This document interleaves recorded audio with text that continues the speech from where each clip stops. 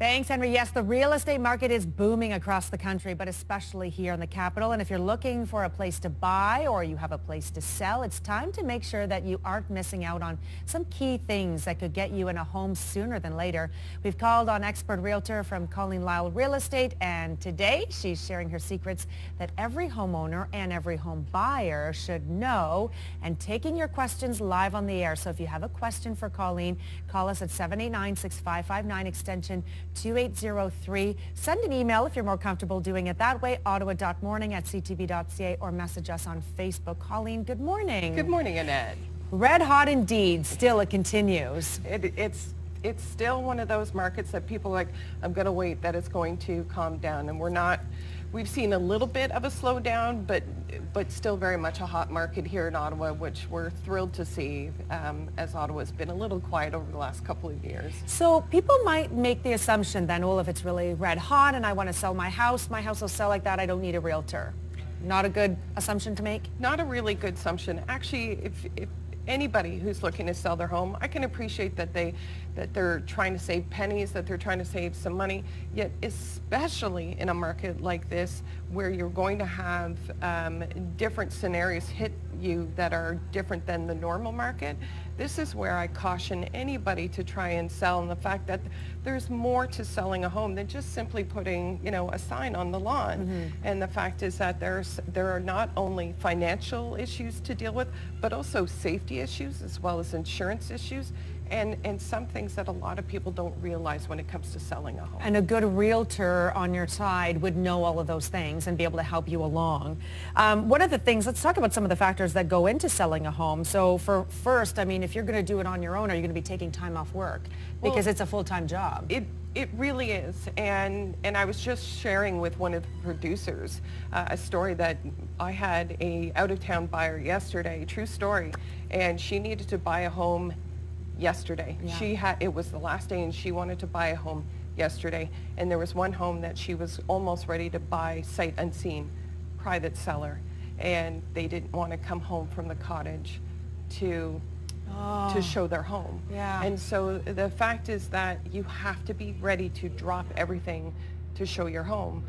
If you're not willing to, let's say, put a lockbox on, and understand the fact that as realtors, we have a high level, hundreds of millions of dollars of insurance on our heads. Yeah. And so, further to that, when you're showing your home, what about the safety issue? Yeah, so in that case, had that person selling the home had a realtor, they could have stayed at the cottage, and the realtor could have walked this potential buyer through the home. Absolutely. And that might have been a sale. And that might have been a sale, and that would have been a quick sale. And or the fact is that only realtors can show your homes, as when you are on our proper MLS system, our multi-listing system, the fact is realtors are the only ones who are allowed to access that lockbox. Okay. And so the fact is that we are there to protect both people on both sides, and the fact is that we want to make sure that all your items in the home are protected, and so we will make sure when showing the home on our own that everything will be okay, rather than the private seller having to take time off work.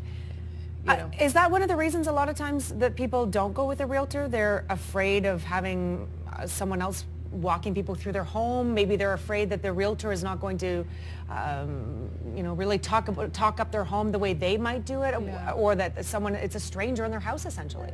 Well, and again, Annette, it's one of those things that I really want to stress with a lot of home sellers are like, well, I just want to save money. I want to save money. Yeah. When in actual fact, my team right now, we're selling 99.97 to 110 over asking. Wow. And so, you're not saving money, you're probably making money. And a good real estate team, and there are so many to choose from across our city, interview them. We have videos on our website, and there are great tips on how to interview the right realtor, because you may have had a bad experience. We've all had bad experience with renovations, it doesn't matter. We've all had different experiences and different life experiences. And so if you've had a bad experience with maybe one realtor that wasn't a good fit, then interview another, because I assure you that there is one out there for each and every one of you to make sure you get more money in your back pocket as well as protect you. How can the realtor get you more money? If people think that going on their own will save them money, how can the realtor make sure they get them more money? So in my particular instance, I have sold nearly 1,000 homes alone, myself and with my team. And therefore, when I negotiate, I'm a pretty tough negotiator. And so I'm able to protect my buyers and my sellers in the fact of ensuring that they get a fair price for their home. When you are negotiating, and it doesn't matter whether, if you are not used to negotiation, the fact is some people will say, well, I'm just going to hire someone to negotiate. But the fact is that when you hire the best, you will get the best. In addition to the fact that when you're private selling, I really want to stress in the fact that if you're working with a private buyer, there's no way that they know that their financing is in order, that they will close, because if they don't close, then as per realtors, again, that's where insurance kicks in. In addition to the fact that, again, as private sellers, you don't know who's coming into your home. And we have had unfortunate and horrible consequences of people selling privately, letting people in their home with very tragic consequences. So again, I understand that people are trying to save money, but in actual fact, with a full marketing plan, with my average townhome, I'm investing about $5,000. With my 2-story, 4-bedroom homes, we're investing $5,000 to $7,000 in marketing. Yeah. So the fact is that you're going to get that money. You're going to see it back in your pocket. Yeah. All right, this conversation is going to continue. If you have any questions for Colleen, certainly give us a call now or send us an email. There's the phone number, 789-6559, extension 2803, ottawa.morning@ctv.ca, or message us on Facebook, CTV Ottawa Morning Live. We'd love to hear from you. Back after this. Back now with our Ask the Expert segment, and Colleen Lyle Real Estate is here. Give us a call, 789-6559, extension 2803, or send us an email or Facebook message if you have any questions. And we do have some coming in. We're going to start with a question from John. John, good morning. What's your question for Colleen? Hi, good morning. Thank you for taking my call. Good morning. My question is regarding commission fees. I know they range from about 4 to 5%, but the average home price has increased significantly over the last 30 years. And 30 years ago, they were charging 4 to 5% on, houses that were selling for about $150,000. Now we have houses that are $500,000 and more, and a 4 or 5% commission on, let's say, $1 million house is $40,000. And I don't think the commissions should be as high as they are with the value of today's homes. A 2% commission on $1 million house is still $20,000. So are you wondering, John, if they can be negotiated at all, those commissions? Yeah, or maybe they should be lower than they currently are. What do you think, based on the value of today's homes? Right. Thank you. So thank you, John. It's a great question. It's a question that we hear very commonly. And I go back, John, and thank you so much for your call. I appreciate that. The fact is that let's look at I agree with John. I mean, and each home is individual. But I also want to go back to John and say, what is he getting for his commission? Because for 4%, you may not be getting a professional photographer. You may not be getting professional staging. And you might not be getting a full service brokerage. So it depends on what you expect. Per $1 million home, definitely you would want all those items and more. So the fact is also that I appreciate that, I agree that for a $180,000 home back in 1973, the costs were also lower, right? A good photographer now should cost about $500 to $1,000 for a good video and commercial for the property, and including to a good stager. And then you should also have on-point marketing, click marketing, really good level of production. So it depends on what you're actually wanting in return. Now, many realtors and many of my colleagues will say, well, if you're listing with us and buying with us, then maybe we can have some wiggle room. But it really is in the fact that you pay what you get what you pay for truly in this market. Okay, and I hope that answers your question, John. We have another caller on the line. Denise is standing by. Denise, good morning. What's your question for Colleen? Yes, good morning. Thank you for taking my call.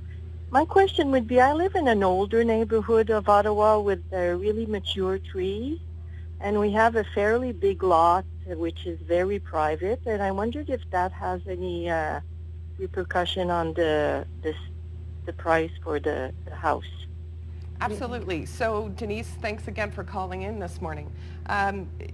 Definitely, people are looking for larger properties. And depending on where Denise is, then there are definitely properties out there where people are going into, within the Greenbelt, you're looking at areas like Pine Glen Country Place and some of the older areas of Nepean, Qualicum, and then also in the older areas of Barrhaven even, or in Orleans. The fact is that people are going back to these properties because of the larger lot spaces. Now, depending on where Denise is, and we don't know yet, if everybody is on a larger lot, then that may or may not really have a value. The fact is that what's important here is that if she has a larger lot than her neighbors, then possibly she paid a lot premium, and that should go on the marketing material as well as a standout for any buyers that are coming in. At the end of the day, it is all about the fact that how your home shows. Even in a seller's market, have you done some really nice landscaping? Does your home show better than your neighbors? It's all about a comparable. So a really big, beautiful pie-shaped lot, for example, would show, if it's well landscaped, as you say, could show well, but if it's a junkyard, it might not show as well as a smaller lot that's well landscaped. So like you say, it's all in how you've maintained it and how it's going to look to the potential buyer. And if it's something really special, if you have a really large pie lot and then your neighbors, and most of your neighbors are in 50 by 100s, let's say, yes, you absolutely could. That is something that you could up the price on. Yeah. But if everybody has a large lot, then it will have to do with how does the lot show, and more importantly, how the home shows. How it stands out. Okay, let's talk about some of the lingo out there that most people might not know about. Let's get through these. What does cozy mean? That realtors talk about and the rest of us say, what do you mean by that? Different, and I love some of the lingo, and as realtors and my colleagues will share with me, sometimes we get a real chuckle out of them. But cozy can mean two things.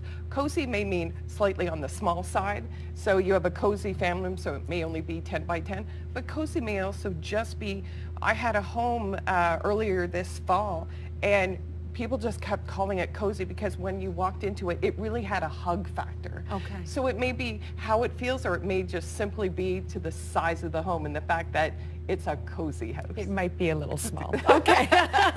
Awaiting your personal touch. Yes.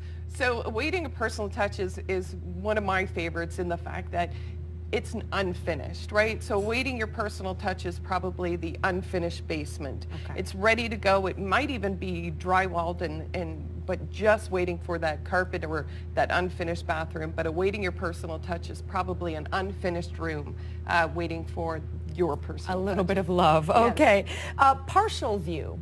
Partial view. We often hear partial view when we even look at holiday homes, waterfront homes, so it may not be a clear view of the water, right, or a partial view of the mountains because there may be something blocking that view, whether it's another house or trees, but it does mean partial view, and when we see that, we really need to reflect to the buyer what that means. Okay.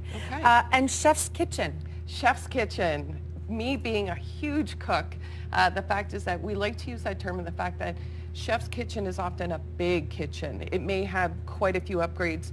Particularly when we talk about a chef's kitchen, we're talking about not your basic appliances. That's the best of the best kind of kitchen. The best of the best kitchen. One of those that will create that jaw-dropper, magazine-worthy, probably a gas stove. And it could even be like your double ovens, your double oven. So we're talking about one of those things that truly is about one of those gathering spaces for someone who really enjoys cooking. Would love that kitchen. A chef's kitchen. Okay, and professionally installed. This is something that we as realtors look for that the buyer may miss. And the fact is that if you've ever gone home shopping, you've seen those homes that you have the handyman in the house has done the tile work. The handyman in the house has done the drywall, and it's a little wonky. Yeah.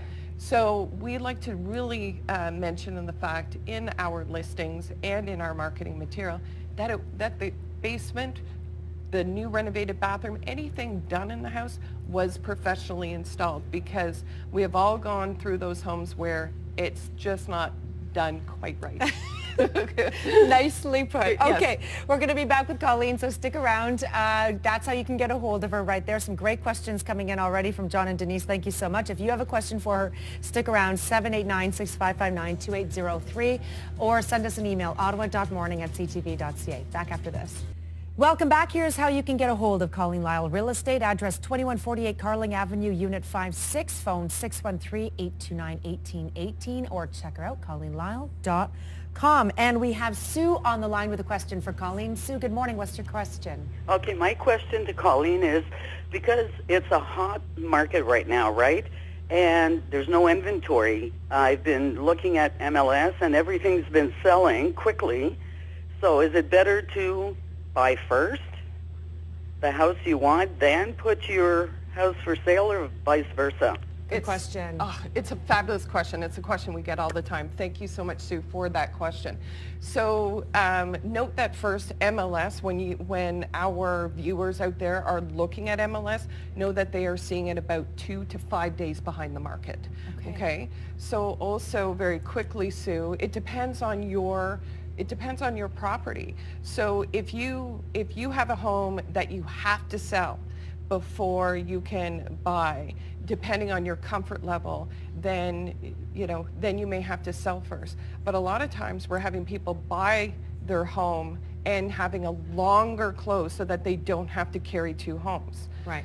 The flip side of that as well is that a lot of people don't realize it's actually not that expensive to carry two homes for a short period of time. Right. I'm not talking 6 months, but I'm talking maybe 6 weeks. Yeah. And so if you had to buy a home first and then sell your home, the fact is that to carry two homes, you're often only paying the interest and not two mortgages. So talk to your broker about that as well. Okay, that's a really good question, Yeah. and a good one, because as Colleen says, it depends really on your home and what you're looking to buy. So that's And for a good. And the comfort level. If Yeah. if you're mortgage free on the home that you're sitting on, yes, buy first, absolutely. Yeah. Or if your mortgage rate is really low. But it really depends. Are you downsizing? Are you upsizing? It really is scenario specific. And definitely, Sue, myself or my team would be happy to sit down with you and figure out those terms. Yeah, that sounds great. Okay, we also have an email that's come in from Sharon. Sharon is asking, do you deal with investment property, and how does it work? Absolutely. We deal with investment properties all the time. We actually have a couple really on the go right now. And how it works is we have to look at what your ROI is. What is your return on investment? What are you looking for? Are you looking for a town? Are you looking for a home to rent? Are you looking for a tenant already in the works? Because we have a few properties where the tenant would like to stay, but the current landlord has decided to start liquidizing his investment. Mm-hmm. So absolutely, we look at investment properties and want to see what you're looking at and if you would like it tenant ready or not. Let's go through some of the things. I hope that answers your question, Sue and Thank you, Sharon. Thank you to both of you. Let's go through some of the things that realtors can and cannot do. Just if we can rhyme off a couple of the things that a realtor can do. Well, a realtor is there to protect you, and I really want to stress the fact they're to protect your money and there to even create a plan. And we've talked about that many times, Annette, where the fact is that a realtor can make sure that the property that you're in is the proper one. It's not about commission. And if you're concerned that your realtor is all about the commission, then maybe you need to find a different realtor. The fact is that we are there to protect you. We cannot lie to you. We have a code of ethics that is so strict, and a board, the Real Estate Commission, RECO we call them, the fact is that they are there to make sure we do not lie. So we cannot lie to you. So we are there to protect you, and we are there to make sure that your investment, home or investment property, is a good one. So you're looking to buy a house, you're asking, has this house ever been flooded? The realtor has to tell you, yes, it has, or no, it hasn't. All those questions that you might not get a straight answer from if you're doing a deal without realtors. Right. Because people can lie, but realtors We're not allowed are to. not allowed to. Realtors are not allowed to lie to you. We can't make you buy a home. We can't lie to you, in addition to the fact that we are also not commission driven. So we are there to make sure that the home that you buy, whether it is 0% commission or 6% commission, Yeah. the fact is that that's not important. And sorry, and I was just going to say, Yeah. if we can just wrap up on the fact that, because we mentioned this earlier, you're also trained in how to handle multiple offers. And that, as we go back to what we talked about earlier today, that's the scenario we're saying in Ottawa right now is multiple offers. So when it comes down to it, if you're about to buy a house and you really want that house, you have the negotiating skills to get that house. Absolutely, and unfortunately, as we were sharing off air, was the fact that we did have a scenario where one of my sellers was ready to buy the home outright full price, and yet it was a private seller and she didn't know how to deal with it. So she actually lost money. She lost over $25,000 because she didn't know how to deal with the scenario. All right, so some great stuff we could talk about. The conversation could go on and on and on. There's so much to talk about when it comes to real estate in our city. So if you have any questions, get them to Colleen. That's how you can get a hold of her, 829-1818, ColleenLyle.com. Thank you, Colleen, so much.